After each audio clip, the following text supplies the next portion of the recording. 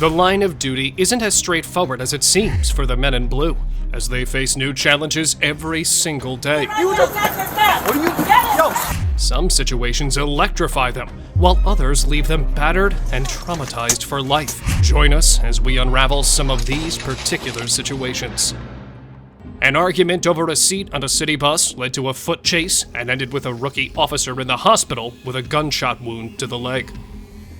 On April 5th, at approximately 3:20 p.m., Spraggins punched a fellow passenger on an MTA bus traveling on Jamaica Avenue near 160th Street. The bus driver flagged down NYPD Officer Bowler and his partner, Officer Anthony Rock, for assistance. The CCTV footage is as follows.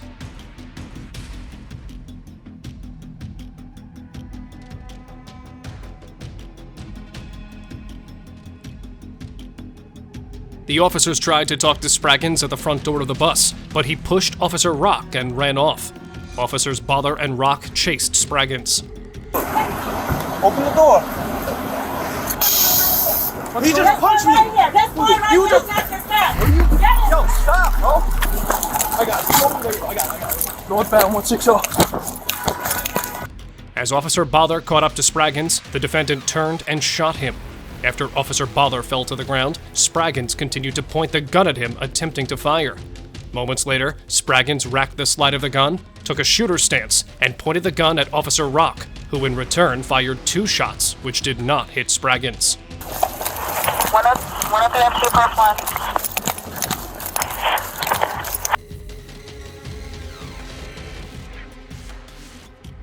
Here's footage from Officer Bowler's body cam.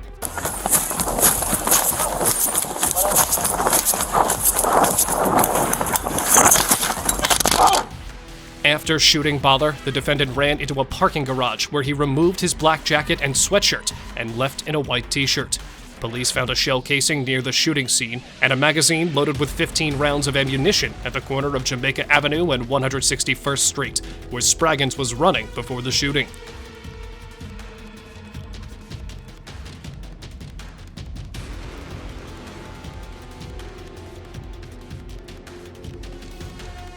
Security camera footage showed Spraggins at 161st Street and Hillside Avenue getting into a black Nissan, identified as a lift-for-hire vehicle, that took him to a residence on 215th Street. A search warrant was executed at the property on April 6th, and information obtained at the home led law enforcement to a Bronx address where Spraggins was arrested. Officer Bowler, 22, who had been on the force for only 3 months, underwent surgery for his gunshot injuries at Jamaica Hospital Medical Center. Officer Rock, also a 22-year-old rookie on the force, was not injured during the incident. Spraggins, 22, of Jamaica, was arraigned on an indictment charging him with 2 counts of attempted murder in the first degree, 2 counts of attempted murder in the second degree, 2 counts of assault in the first degree, aggravated assault of a police officer, assault of a police officer, attempted assault in the first degree, 2 counts of criminal possession of a weapon in the second degree, menacing a police officer, 2 counts of tampering with physical evidence, obstructing governmental administration in the second degree. If convicted, Spraggins faces up to 40 years to life in prison for each charge of attempted murder in the first degree. Our next officer has to be the luckiest person on Earth, as he was able to survive this encounter. Officials say the incident began after a woman had reportedly been shot in a home in Phoenix, Arizona, just after 2 a.m. on February 11, 2022. In a critical incident briefing that was released on February 25th, Phoenix police officials said it was the suspect in the shooting, identified as 36-year-old Morris Richard Jones III, who called the police, claiming that his wife had been shot by an intruder. Who's all in the house? The first officer to get there saw a man, later identified as Morris Jones, standing in the open doorway directing the officer to the victim inside. As the officer got close to the front door, Jones fired a handgun and shot the officer multiple times. After the shooting, the officer ran away from the house and alerted other officers of a 999 situation, meaning an officer down or an officer in need of immediate assistance, according to police code. A second officer on the scene returned fire, causing Jones to go back into the home.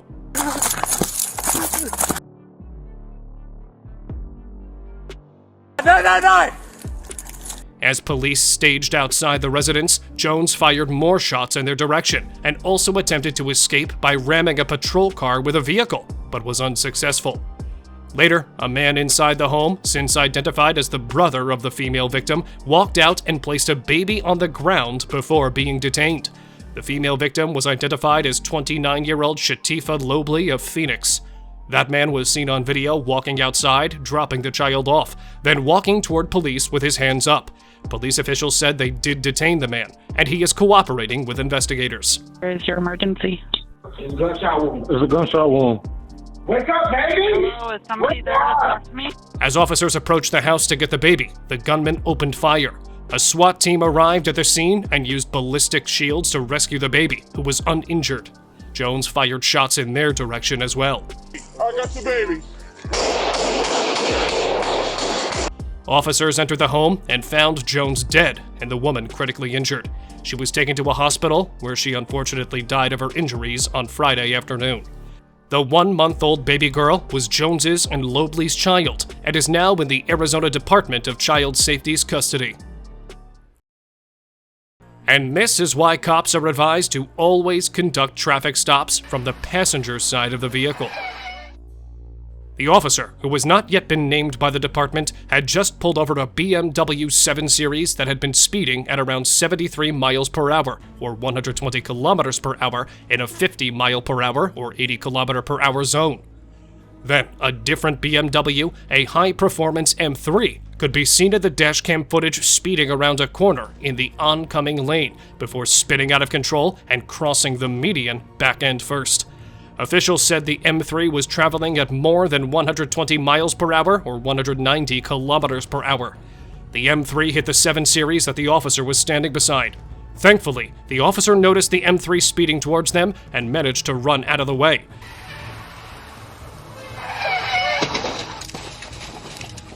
The officer gets to his feet almost immediately and starts checking on the driver of the parked 7 Series. 3 teenagers were in the M3 that careened across multiple lanes, but thankfully, they walked away with minor injuries. The driver of the other BMW was treated for minor injuries not considered to be life-threatening. He has since been released from the hospital. The police officer also sustained only minor injuries. The driver of the black BMW was charged with reckless driving, a misdemeanor that can often result in jail time in Virginia. Police said the driver was 17 years old, and state law restricts them from identifying him or releasing any details about the crash that could be used to identify him. And no one knows what would have happened to this pregnant police officer had a Good Samaritan not jumped in to help her. Stop! Stop! On Thursday, August 3rd, 2023, at around 12 p.m., NMSP received a report from a woman who said her white SUV had been stolen.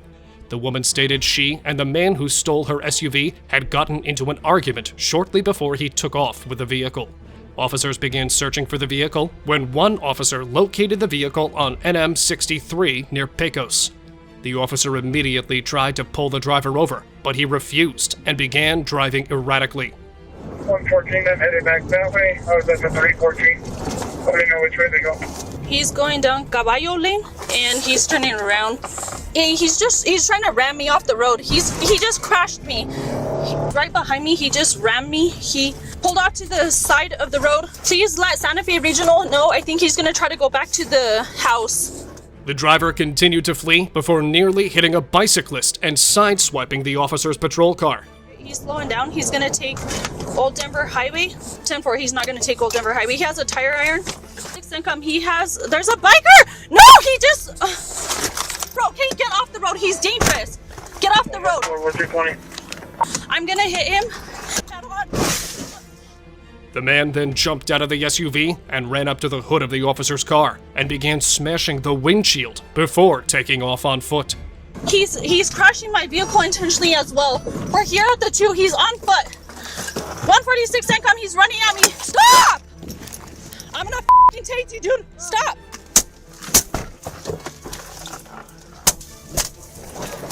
The man attempted to steal a Good Samaritan's truck who had stopped to help the officer and pulled the suspect to the ground, holding him in a chokehold.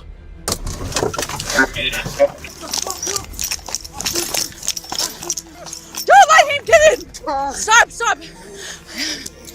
As he attempted to escape, the guy switched positions and made sure he remained on the ground as the officer did her thing. You mother. I can't see you. What's your problem? Baby, Stop resisting. Baby, the on. And even helped the cop cuff him up. Stop. You're driving everything. I'm gonna f***ing tase you. 146, I got 1 mile detained. We're on 63 at the 2. The driver was identified as 39-year-old Steven Jimenez.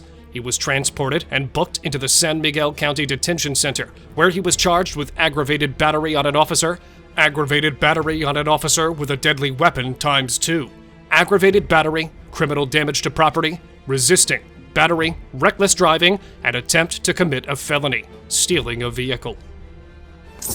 Keep my unit. Punching it. Shut up. I checked him for weapons, but I'm pregnant. So I need to. I need to guess. Stop! Resisting right now. Hands up here. Up now. You understand? Imagine what went through the mind of this officer after he just pulled over a car for speeding, only to find it wrecked minutes later. Yo, this is the same kid. Oh my gosh. Oh my gosh. Around 1:49 a.m. on August 4th, 2021, Officer John Nunez with the North Bergen Police Department stopped a 2022 Kia Stinger at 61st Street and Kennedy Boulevard for excessive speeding and reckless driving. He made contact with the driver and his passenger, who were identified as 24-year-old Luis Fernando Ceballos and 27-year-old Alexis Rodriguez. You can shut the car off and give me your license, registration, and insurance, please. Let you know everything's being audio video recorded, right? Reason for this. The thing is, the car is new, so I don't really have the registration. So that's your registration, right? Yeah. I know. That's why I stopped them. Another one? Ma'am, that's why I stopped them. Have a nice night, okay? Alexis told the officer that they were on their first date, and she blamed herself for his reckless driving because she was in a rush to get home. Officer Nunez reassured Alexis that it was not her fault and issued Luis 3 citations for reckless driving, failure to observe a flashing traffic signal, and violation of restrictions on a provisional license. Before letting him drive away, Officer Nunez reminded Luis to drive responsibly to avoid a fatal accident. The traffic stop was cleared around 2:02 a.m. These are documents? I'm sorry, we're on a first date, me and him. That's fine, but almost killing each other is not the way to start on a first date. Because he just got really carried. It's my fault. It's really my fault. I swear. It's not your fault, because if he gets into an accident, it's his fault. I could have given you a lot more, okay? You're not even supposed to be driving at this time because you have a provisional license. You're getting reckless. I didn't give you speeding. I'm giving you that break, all right? Then, around 2:13 a.m., Officer Jessica Toro transmitted over the police radio a motor vehicle accident involving a tractor-trailer on Route 19 and 36th Street, and Officer Nunez, the same officer, responded. As he approached the scene of the accident, he observed the same vehicle that he had just stopped a few minutes earlier. The occupants of the Kia Stinger appeared lifeless, and he immediately called for a crash team to investigate a fatal accident. While it appeared that the driver was Luis Fernando Ceballos, Officer Kevin Rodriguez looked through Alexis Rodriguez's purse to determine her identity, because Officer Nunez had not asked Alexis for her identification during the traffic stop. Yes, I was. Yo, this is the same kid. Oh my gosh. Oh my gosh. Crash team, we need a crash team. That's the same car I just had. Fatal. Guys gotta step back. Guys gotta come back. Sorry guys, it's an investigation at this point. Yo, that's the same car, bro.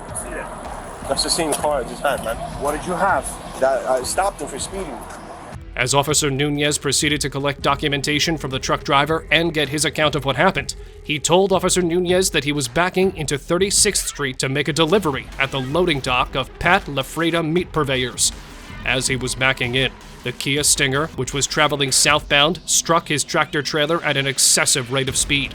Officer Vitali eventually transported the truck driver to police headquarters so he could provide them with a voluntary statement. Lieutenant Moreta determined that 5 seconds before impact, the Kia Stinger was traveling at 124 miles per hour. At the moment of impact, the Kia Stinger was traveling at 68 miles per hour or 99.688 feet per second. On August 24, 2021, Detective Mina concluded his investigation and determined that if the driver had been driving at the posted speed limit instead of 124 miles per hour, this fatal accident would not have happened.